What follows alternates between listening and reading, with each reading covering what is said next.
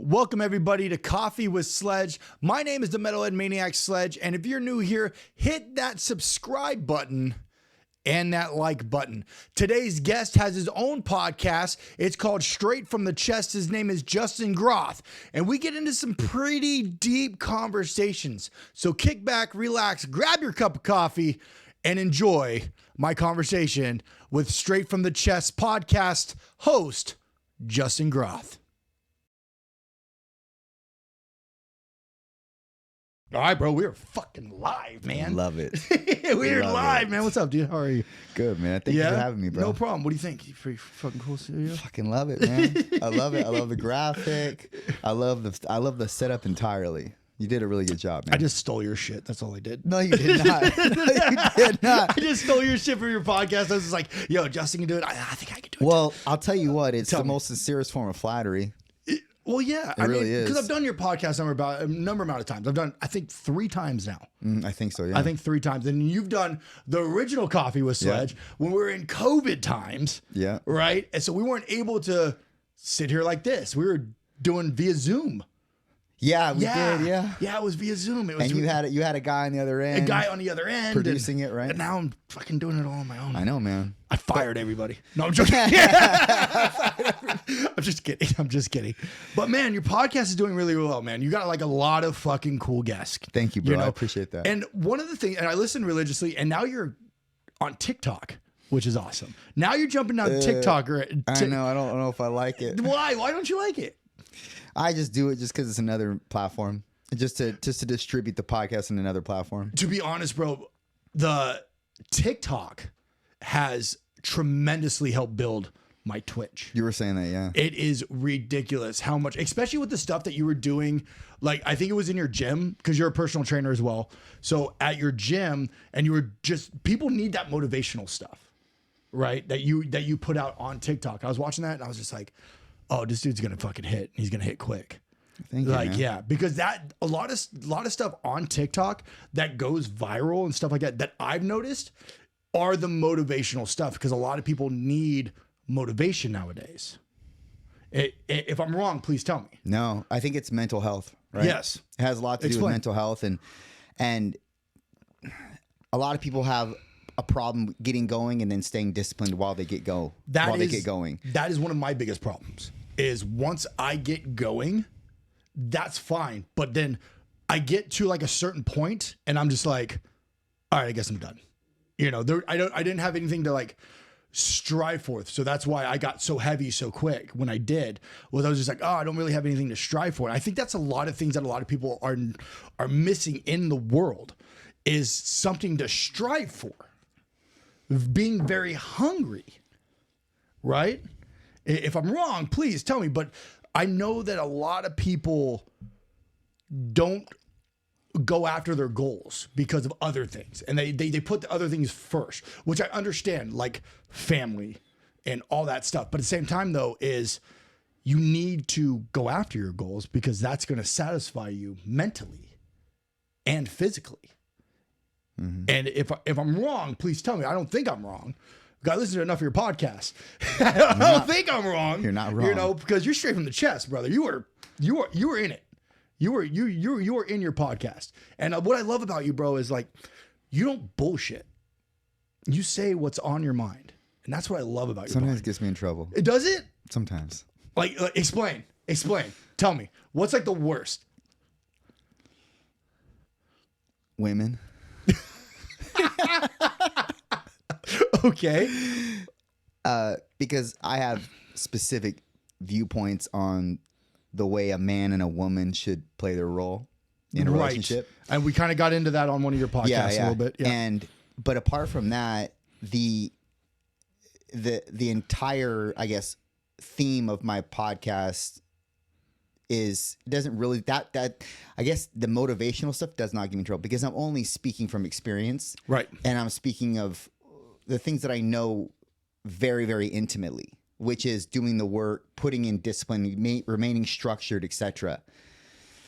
So you can't argue with that. You can not like it, but you can't argue with it because, like you're saying, these are the things that people need to get better. They need the motivation. They need to be able to attach themselves to something that they find meaning in and follow it all the way through till the wheels fall off, if nothing even happens also, because that's a thing that is in the forefront.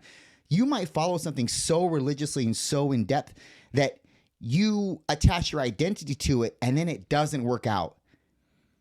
You have to be willing to understand that that might be the case. And if that's the case, at least you put all your effort into it and there's no regret on that. Regrets. Yeah. Yes. Yeah, absolutely. And you find out a lot about yourself when you immerse yourself in a discipline that you may not like, but you do because you know it's bettering who you are as an individual, not only for yourself, but for your family, your friends, any relationships you get into in the future, etc. Like, it has a ripple effect down the line, man. If you don't submerge yourself into something that you find meaning in and you are disciplined at it and see what can come from it, you'll never know really what you're made of. You have to chart, you have to be able to be in uncharted waters and be able to navigate not knowing what lies ahead.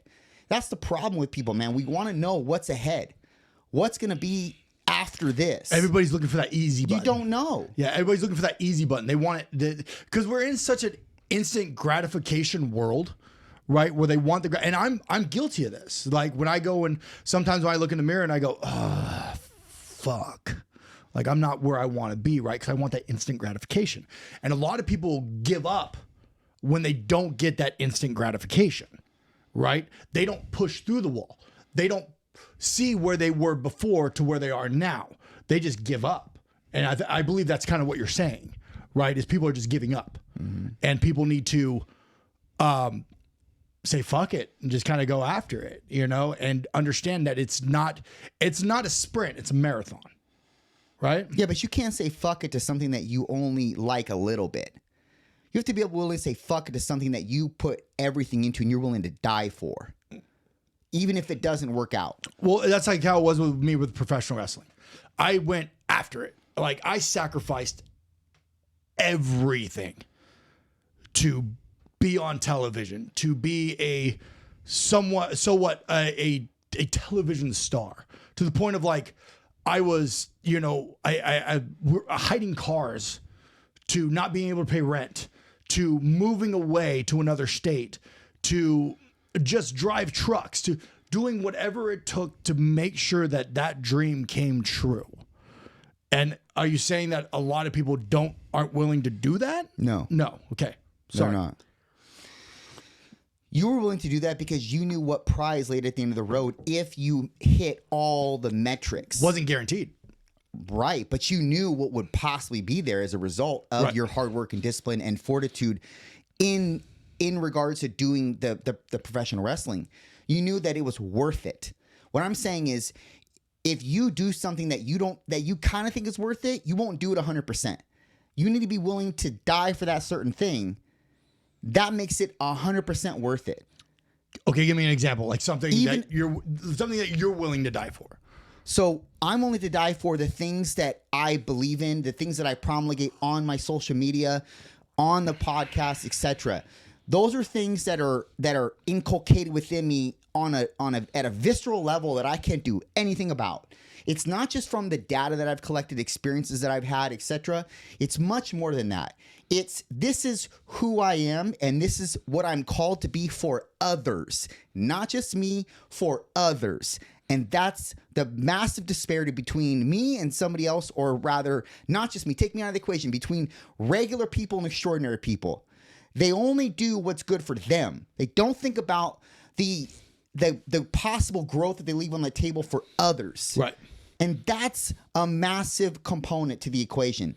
If you leave out what you could possibly be in terms of utility for somebody else, you're not going to be 100% what you could be. Because what you give to others directly affects who you are and grows and cultivates who you are. We're human beings, man. Yes. We're meant to fucking communicate with others, interact with others, build others up, etc. Be a team, a unit. Yes. Not independent. I agree. Man, dude, I love how passionate you are when you talk about shit like that, dude. Like you can see, like, the veins are popping out of your arms, like, ooh, yeah. I got a bunch of coffee. You got a bunch of coffee.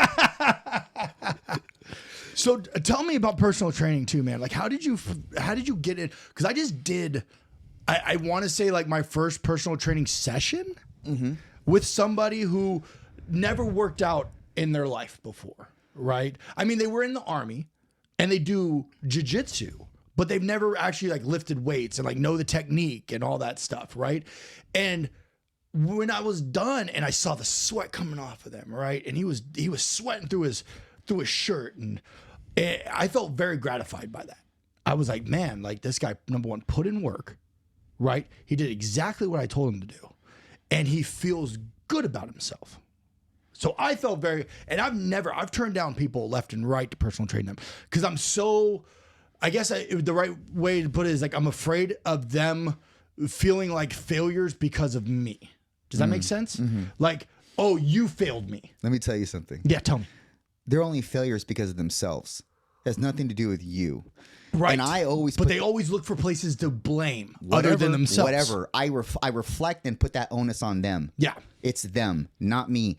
And I'm only saying that because I know that I can fucking deliver, period. If you know that you can deliver on something, well, it's just the recipient that might have faltered the package that you delivered. But I delivered the package to your doorstep. Whether or not you opened the fucking door and retrieved it, well, that's a different story. But I delivered the package. So being that as it is on them. The onus is on them to do their part. You're only with them 21 hours. So they have 23 other hours of the day to make decisions, be good with their sleep, their water, their hydration, or their food, etc., their supplementation, whatever. The onus is on them. And it's always the fact that they can't derive the discipline that they need requisite to make themselves a better individual apart from training with you. Yes, sure. They put in the money, they put in the investment to train with a trainer, but that doesn't mean shit if you're not willing to do the things on your own end. I agree. I absolutely agree. You're right. So I guess I would say just get a little bit more transparent with these people and put the onus back on them. It has nothing to do with you. Yeah, and that's what I was saying. Well, this is my first, I don't want to even call him a client. He's a friend of mine, and he asked for some help, and he's like a brother to me. So I'm like, okay, I'm going to help you out. Okay, I get your goals. I get what you want to do. I'm going to help you out. And he's like, dude, just show me a few things, and then like I'll kind of be off on my own. And I'm like, cool, no problem about that, right? But I just felt so gratified by that, where I was just like, maybe I could do personal training on the side, but my schedule is so stacked that it's kind of hard to do something like that because your schedule is super stacked, right? Like we scheduled this, we kind of put it off a little bit, but like, cause I wanted things perfect because I'm a fucking perfectionist. And you got it perfect. I am a fucking perfectionist and I'm fucking weird about shit. Right. But with the personal training is, how did you know who came to you first? Or did you were just like, hey, I'm just gonna become a personal trainer, right? Because you gotta get licensed, you gotta get all that shit, right? The same with nutrition and so on and so forth, right? And you've also competed in bodybuilding, right? And you've done that 3, 4, 10? I think 9 or 10. 9 or 10. I knew it was a higher number than 3 or 4. I remember we just talked about this, and I knew it was a higher number than 3 or 4. I was like, 7 or 8? 10. We'll go with 10. So when you started getting into personal training, how'd you know that the formula was actually working? Because everybody's different. Everybody's different. Everybody's different. Everybody's body type is different. Everybody's mind's different. Everybody's emotions are different, and so on and so forth. Like, how did you know that the formula that you have was working? Yeah, but we're not really that different. Are That's we the not? thing. No, people like to put that nebulous phrase out there. We're all different. Like, what the fuck does that even mean? We're really not that different. We all generally we have different psychological profiles. Correct. In terms of what we're going to be able to respond best to. But in terms of movement patterns, people have different mechanics for sure. They have different leverages for sure. That's easily worked around in terms of the tutorial of a squat, a lunge, a deadlift, a push press, a row, a press, everything. It's all going to be the same with minor deviations or changes here and there. It's not like we're all different. People like to throw that out there to give people a justification to not understanding how their body works, or just the formula doesn't work, etc. Like a fail-safe. Yes. Yeah. When you realize you're not all that different, your psychological profile may be a tad bit different in terms of what you respond best to, what keeps you motivated and adhered. But really, we're not, at the biological level, we're not all that different, man. So when you can first rule that out, then you take the person.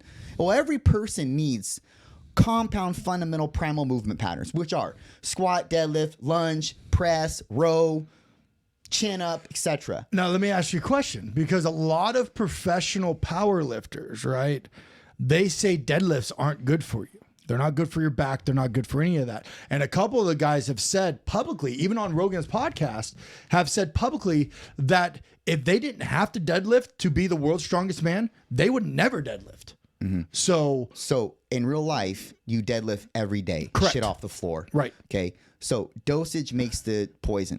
Meaning, if you're going to deadlift tons of weight like these guys are, yeah, and it be literally back-breaking poundages and tonnages, yes, likely that's not that safe, or that's likely not what you should be doing, unless you're trying to get better at the deadlift. But anywhere, even if you're 80 years old, you should be deadlifting some type of weight. And when I say deadlift, that sounds very, that's a very heavy word to throw out there for people that are 80, 85 years old. Correct. Okay. But a deadlift is nothing more than a hinge. You hinging through the hips, right, and picking something up off the floor. Now, again, I said dose makes the poison. That could be 5 pounds. That could be 500 pounds. That's all dependent on your physical fitness history, your age, etc., your ability, all that, okay? That makes a difference. But everybody should be able to pick shit up off the floor, which is a deadlift. So in that regard, when you frame it that way, well, it looks a little bit different. Right. Now, do you believe that the hinge movement, right, and picking things up off the floor, doing a deadlift like everybody else does a deadlift throughout the day, right? Everybody, like you said, everybody picks shit up off the floor, right? Hopefully, everybody picks shit up off the floor.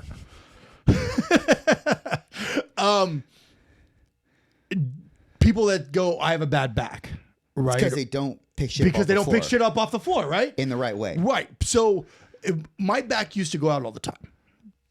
Religiously used to go out, right? To the point of like, I walked into the chiropractor hunched over because my back went out and I couldn't straighten back up, right? And I thought that like I broke my back. It was just my muscle fibers going, this is a new movement. We don't know what the fuck's going on, right? So that's 9 times out of 10. That's what happens when people go, oh, my back's going out, right? Oh, I broke my back. Oh, my disc is out.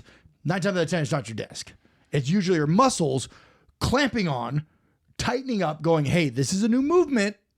What the fuck's going on? Right? So you want to constantly, what I learned from when my back used to go out a lot was you don't want to stop doing your day-to-day operations. The minute that you stop and you lay down is the minute your back completely just tightens up. And now you're down for a week to 2 weeks, right? Because you're not loosening up the muscles as you're moving like you're doing a normal. And yes, tying your shoes is going to be a pain in the ass. Picking something up off the floor is going to be a pain in the ass for the next couple of days. But sooner or later, you're going to recover a lot quicker by doing the normal motions than just going, shit, and then laying on the couch for a week to 2 weeks. Right. And now I honestly learned that from YouTube. That's, I was deadlifting and my back went out. Boom, pop. And I went, oh, I was like, oh crap. And I do have 2 bad discs in my back from wrestling, my L4 and my L5. And I was like, oh man, did I crush more of my discs? And it wasn't my disc. It was just my back going, hey, this is somewhat of a new, heavier weight. We need to, calm down a little bit. And I would do air deadlifts to keep the motion going. Mm-hmm. And then I was fine the next couple of days. Yeah, and look, for full transparency, I should say that I don't even deadlift. However, I don't conventional deadlift. I RDL, which is a Romanian deadlift, and I do that dominantly for the posterior chain, hamstrings, glutes, etc. Right. Now, in that movement, I get some trap load, some erector load, etc. And that's honestly something that is a staple in my leg routine. I train legs twice a week, and I go fairly heavy with them and repetitions. So my back I've never had a problem with my back. That could be genetic also. Yep. Look, I'm not saying that there are people out there that don't have real severe disc issues. Correct. And hard times articulating through the spine. And that may be a genetic component. There may be a genetic component to that. But I am saying for the majority of the populace, we need to be doing movements that strengthen the back, that load the back, that are able to build resiliency in the back. And the moment you don't do that, or you shy away from that, is the moment you end up becoming decrepit, or you end up deteriorating or you you atrophy the muscles of the back. And that's a problem. Right. And that's with any muscle. And now with working out, it's crazy because, I'm back on the workout train, and I took some time off because depression and so on and so forth, because depression is a bitch, right? And I've suffered with it, and I've been very public about me suffering with depression, but I'm back on the workout. I have goals, because I'm a very goal-oriented person, which do you think it's smart for human beings? Because like I said, I'm very goal-oriented. If I don't have a goal, the train goes right off the fucking tracks. Do you think it's very, very, very important for human beings, male, female, child, doesn't matter, to have goals and go after those goals, right? And make sure that nothing else, and it kind of brings us back to the original, what we were originally talking about, right? Is, if you don't have goals or have your mind set on something, you go off the fucking tracks, off the trail. And you're a very goal-oriented person, which I love. I look up to that. Right. Thank you, brother. Yeah. I look up to guys like you. Like, I see people, like, we've known each other for a couple years, right? And I see people that actually are going after the shit. And I'm like, yo, I want to, I aspire to be like them. Right. And it's crazy because people inspire to be like me. And I'm like, I'm just a fucking dude. Like, I'm a dude with a microphone, man. I bleed like you do. Whatever, know, like, but yeah, man, I look up to guys like you. I listen to your podcast religiously. That's how I actually found out who you were, because of your podcast. And we were in the gym. I think we were in the gym. I think it was. We ran into each other in the gym, and we knew each other. I knew of you because of your podcast, because somebody turned me on to your podcast, and you knew of me, I think, because of wrestling or something like that. We were down the street. And we just gradually ran into each other, and we're like, yeah. We started talking, and yeah, man, like, your podcast is fucking awesome, straight from the chest. Make sure you guys fucking check that shit out, dude. For fuck, just watch it. And now he's on YouTube. Thank you. Now he's on YouTube, man. Now you can watch it all live on YouTube. Just can't watch my episode because it got fucked up.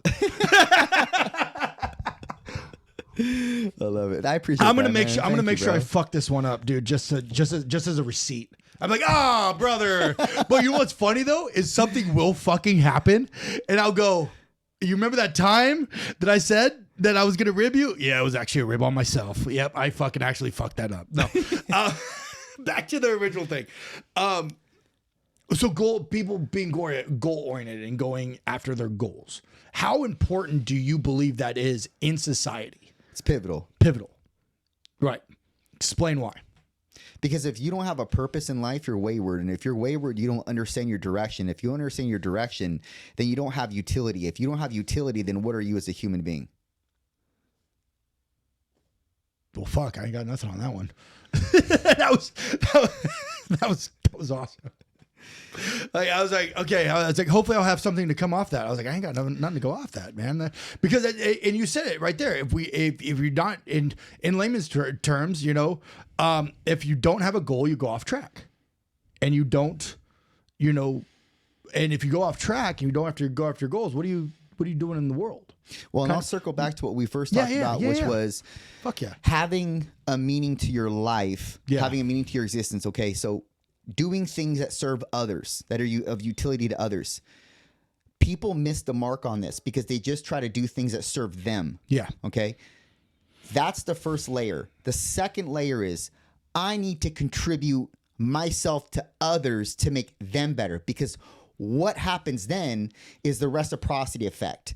You make people better, that makes you feel better. Bro. Period. That is so fucking true. So it's your duty to contribute. It's your obligation as a human being to contribute something to the world that other people benefit from. Bro, I'm so motivated right now, dude. I got the fucking juice fucking running through my fucking veins right now, bro. You got the coffee, like bro, me. running through my veins, dude. The way you talk, bro. I just want you to yell at me while I'm working out sometimes, bro, and just be like, "You're fucking nothing." I'll be like, "No, I am. I swear I am." No, I'm joking. That's CT Fletcher. That's CT Fletcher for that business. No, yeah, dude, that CT Fletcher's fucking crazy, dude. How bad you want it? Like, fuck. Like, I want it, dude. I want it bad, dude. Fuck. Like, but no, he's awesome, dude. I know a couple guys that have like gone down and worked out at his gym. Have you travel and go to other gyms? No, man. I'm not Have much you ever of a thought traveler. about it? Yeah, oh, yeah, for sure. But Like- I can't get away from work. Yeah. I just can't get away from work. And if I do, it's on the weekends. Yeah. And I only have like a day or two because I got to get back and prep for the Monday ahead. Yeah. You know, so it's like, look, if I'm not going to be called out of town for a legitimate reason, I'm likely not going to go on my own accord. Are you a hermit? I mean, yeah. Yeah. For the most part. Are you a homebody? I train, I work, and that's it, man. And by work, I mean podcast training and everything else under the umbrella. Yeah. You know? Yeah. Your empire. It's not an empire. You're but getting there. I want to make it one day. Bro. That's like, the goal of all of us. That's you know? it. That's the goal for all of us. Yeah, that's the beautiful thing about us having, you know, the platform that we have right now, and that's a beautiful thing about it, because everybody goes with me. They go, "Man, how do you do it?" And I'm like, "I just fucking do it." Yes. You just do it. I'm fucking Nike, bro. I just do it. There shouldn't be any more complexity behind that statement. You just do it. I just fucking do it. There's no, bro. Well, how did you? Because you saw. I know you didn't actually. You didn't see the studio before I set it up. I sent you pictures. I was like, "Yo, dude, trust me. This is all going to be different in a month." And everybody goes, "How the fuck did you do that so quickly?" Because I saw a vision, and I was like, "Fuck it, I'm going for it." You know, yeah, I stole your shit, but still. No, you pulled the trigger. I pulled the trigger. And a lot of people sit there and they lollygag with their finger on the trigger. Should I push? And then there's a difference in Is it people. because of fear? Fear of failure? I think it's apprehension, fear. I think it's an apprehension to possibly succeeding. It's the possibility they might succeed, and they're actually afraid of that because they don't know what that looks like. Why do you think people are afraid to succeed nowadays? Because they're afraid of what comes along with it, and they're afraid of how they're going to be able to handle, if they can handle the success or not. Because, with a somewhat level of success, and I've dealt with this tremendously, is a lot of the haters online. They will literally try to beat you down to the point of like, you don't realize, like when I release when the podcast and all that stuff actually launches, I'm probably going to have people fucking hate on me, and that's fine. Right? Because I've learned to deal with that, right? And you said that you've gotten some slack because of some of the things you've said, because, you know, you said mostly from women, and you said it. Well, but this is those are only comments that I've read. And by the way, I don't read anything. Why don't you? For that reason. Because one, I don't concern myself with people that are not directly tethered to me. Right. That don't have an impact on me, which are people like my family and my dog. So if you're not one of those, I'm not listening to your comment. You're not giving a fuck. Now, here's the thing. Yeah. It's not that I don't care. Right. Because I do care about people massively. However, I don't care about how their brains choose to slice or interpret the information that I dispense with. Because it is what it is on my end. And that's all. And I'm just speaking from experience and data I've collected, etc. That's all. We all have our own opinions, our own prerogatives, etc. It doesn't mean that I'm right, wrong, you're right, wrong, although there is a truth and that's objective, and we can get into that later. But the point is, I don't care or concern myself with people that have an opinion, because everybody's got an opinion. It's fine. You can have your opinion. I'm not going to listen to it, though, because I'm in my lane. And the moment I listen to critiques or accolades, by the way, right, yeah. Well, I get swayed because I'm human and I'm impressionable and I'm moldable still. Even though I have a direct line of what I want to follow, it doesn't mean that I'm not human. I'm not susceptible to things coming in and data coming in and rather swaying my objective left or right. Like I know that about myself. So I keep straight. And that's why I keep on that focused path of not listening to people, even people that I admire.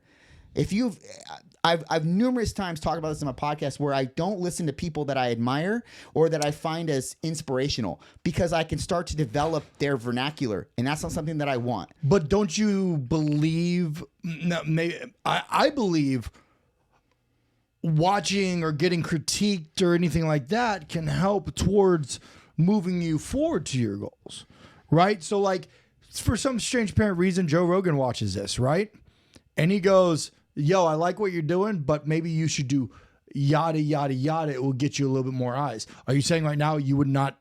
Well, we're talking about different metrics here. How is that You're different? talking about how the production quality, or rather utility of your podcast is dispensed with, right? You're talking about like the production aspect of your podcast. Right. I'm talking about what you choose to say and how you choose to say it. Okay. Right. I misinterpreted that. Yes, I did. I was like, wait a minute. You should always take some kind of critique, especially with something that you want to go after for sure. to help try to maximize Yes. or make you better. Yes. Yeah. Absolutely, man. That's my bad. That's my fault. I misinterpreted that. I do that a lot. No, but there's truth to that. Listening to people that especially are veterans in the game that are, in terms of where you want to do the same thing or a version of it, or iteration of it. Yes, listening to feedback from them. That's because they have your best interest at heart. Right. They're not trying to critique what you're doing from a negative standpoint or from a negative connotation. They're just telling you, hey man, maybe this might help you. This might be better. Yeah. But when we're talking about people like trolls. Oh, fuck. Well, no. Well, I don't listen to trolls. I don't. Bro, just wait. Just wait, man. TikTok's one of those troll places, bro. I don't listen to trolls. The fucking trolls are just... But I don't concern myself with it. So I don't read the comments. So you don't look at like how many likes you get, how many, like, the comments, nothing like that? Like, because I know I do. I don't care about that. What I care about is giving pieces of information to people that might help them if they're on the brink of something that is detrimental to their existence. That's what I care about. So likes are just a part of the equation. Comments are a part of the equation.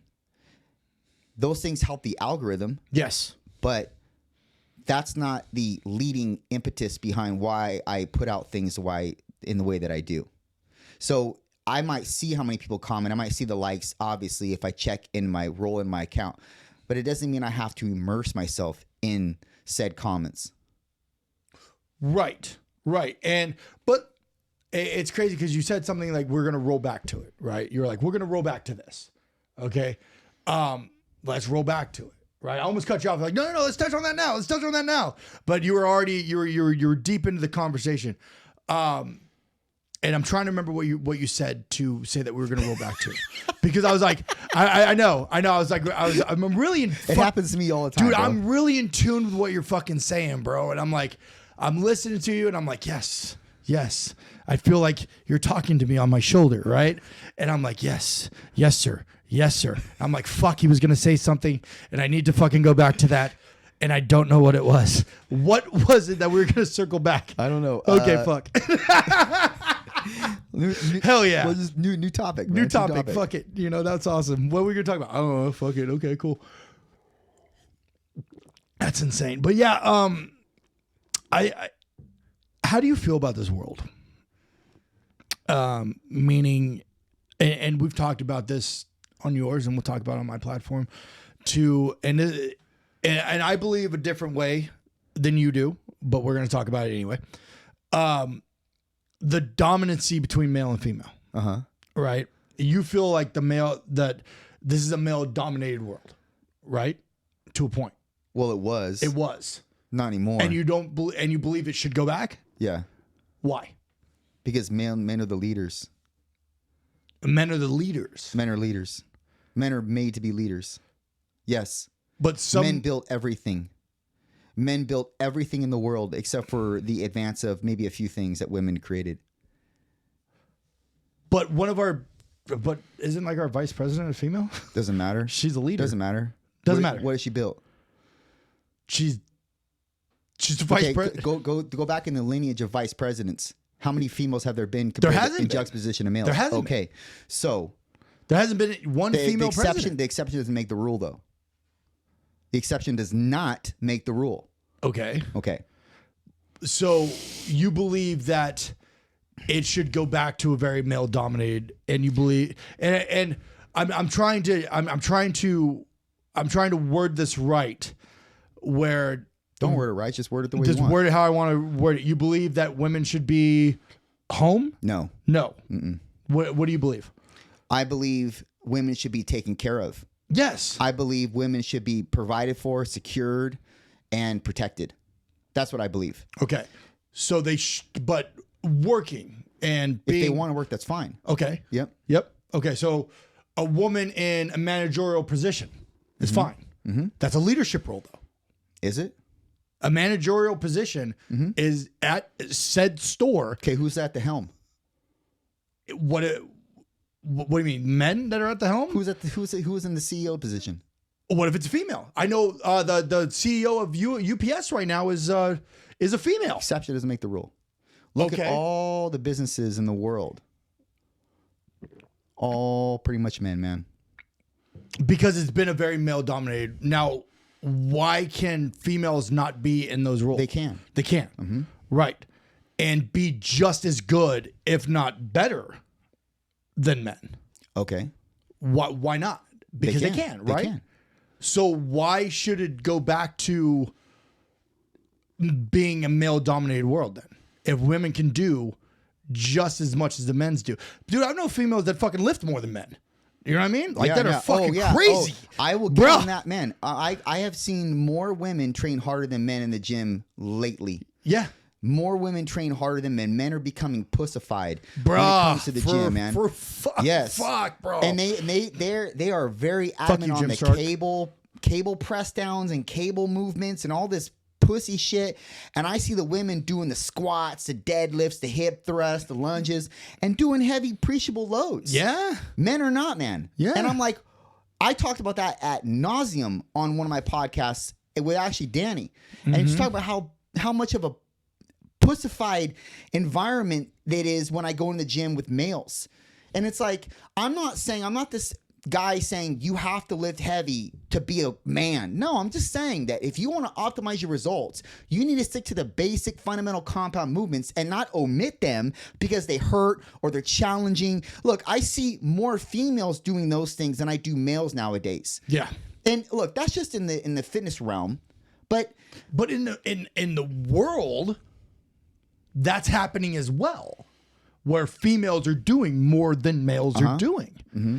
And it's like the females and the female and the male are switching places to a point where there are women CEOs, women that are doing productive businesses and opening up businesses and doing it all very female based. And I think it's great. That's me personally. I think it's fantastic that I don't believe women should be in the kitchen, right? Yeah. Do I believe that women sometimes cook better than males? Absolutely. Are most of the fucking famous cooks are males? Yes. Right. But there are a lot of famous female cooks as well. Right. And what I'm saying is that I don't believe that we should go back to those times because we're always advancing. Now, do I believe that the male race right now, oh, for fuck's sakes, are turning more pussified, as you said? Absolutely. Right? Especially with, bruh. Never mind. I'm not even gonna get into it, dude. I was gonna say, man, like the younger football players. When I was playing ball in school, we were big dudes. I'm a big dude. You're a fairly good sized dude, right? You can just say it. I'm a peon. I'm not going to say that. I'm not going to say that. You're a fairly good-sized dude, right? Man, none of the guys are big nowadays. Like, they're just skinny and just, what happened to the world? Well, so you're kind of speaking on both ends of your mouth, and I will tell you why. Tell me. You're sort of denoting masculinity in the regards of productivity in the world and building businesses, etc., but you're idolizing it in terms of performance sports. So where does your ideology actually lie? What do you actually subscribe to? Because if you're going to talk about dumb that down for me a little bit. Masculinity and femininity, there's a yin and a yang. Okay, let's say masculine. I'm just for purposes of the conversation. Let's say masculinity is the yin, femininity is the yang. Would you agree that in every relationship that you've ever encountered, there is a part masculine, even with the same genders, part masculine, one side, part feminine, another side. Even Absolutely. if they're on the spectrum. Even if they're the same. Yeah, yes, absolutely. There's always one that's going to be more dominant than the other. Okay. Absolutely. Okay, that's called hierarchy. So there's going to be a hierarchy in every single thing, format, etc. in life. Every process there's a hierarchy. Every business there's a hierarchy. There's always somebody at the top that makes the executive decision. It doesn't mean, because there always has to be a decision made on one end. Yes. Or even if the two ends come together, there is a decision that's made and it's one decision, not two. You can't have two decisions to merge into one. You can't have your cake and eat it too. You can't have two decisions made, right? It's always one decision. You always land on one thing. Okay. So it's always going to side on the spectrum of favoring one side more than the other. Always, right? Would you agree with that? Yes. Okay. So if there is let's say a said relationship that has 60 and 40, 60% masculinity, 40% femininity. Well, even if it's 51-49, there's still a majority on one end of the spectrum. It's never 50-50. It's never. There are roles that women are better at than men, and there are roles that men are better at than women. And I'm just simply promulgating the fact that men should be in their roles because that's where they best serve. And women should be in their roles because that's where they best serve. That's what they're best at. We're best at other things than them. Okay? Doesn't mean that that's a disparaging title to put on any one of the genders. It's not. It's saying, look, you're better at this. You do that. I'm better at this. I'll do that. Doesn't that make complete and utter sense? It does. Like a lot, bro, I'm not very good at a whole lot of things, but when it comes to like tech shit, I'm somewhat decent at it. But if I would go and ask somebody else to come in here and do this shit, they'd probably fuck it up, right? Because I'm better at it than they are. That's exactly, and they're probably better at something that I have no fucking clue about. So we stay in our fucking roles, right? And then come together. Is that, you know? Is that, yes. Yeah. And then come together. Mm-hmm. That's exactly what you're saying. Mm-hmm. And that's how you build a good foundation and a good relationship. And that's how you build a seamless process to this thing. Right.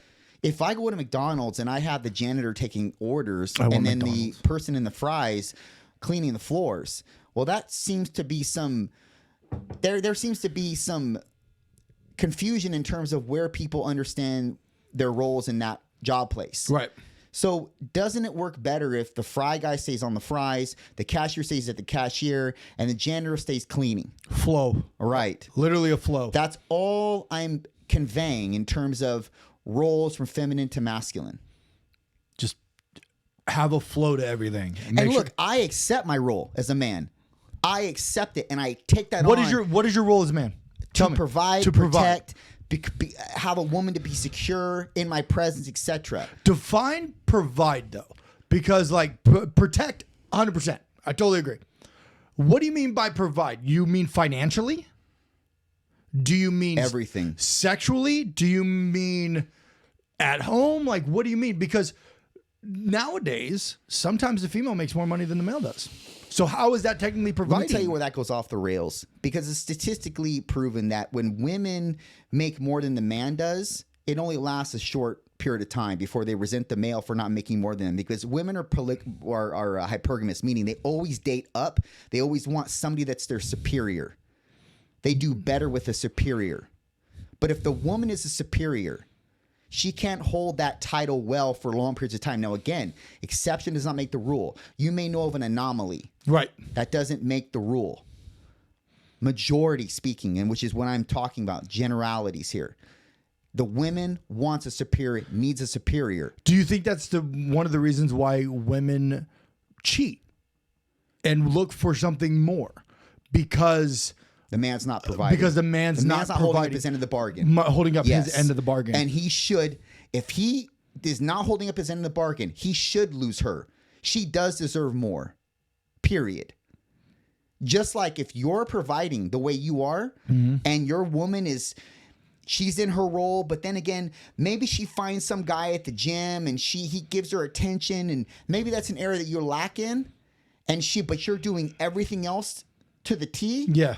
Well, and she chooses to cheat on you as a result. Well, that woman's not for you. You deserve better. Right. So it goes both.